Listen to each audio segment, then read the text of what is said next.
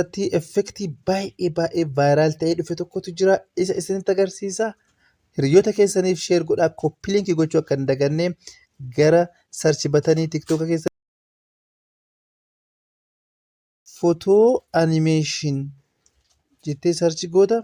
Footoo effektii jettus ni ta'a. Animeeshin jettus ni ta'a. Rakkoo qabu. Footoo animeeshin effektii kan jedhu kana gadi tuqxaa. Achi booddee isa tokkoffarra as keessaa suuraa barbaadde filattee suuraa tokko wayii fakkeenyaaf as keessa akkanatti yogguu dhufu baay'ee bareedaa fi baay'ee kan vaayiraal ta'e waan ta'eef hiriyoota keessanii sheer godhaa.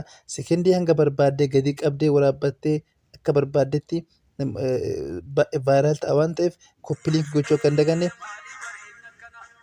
akkanatti kunoo vaayiraal ta'a waan ta'eef baay'ee bareedaa itti fayyadamaa. Galatooma.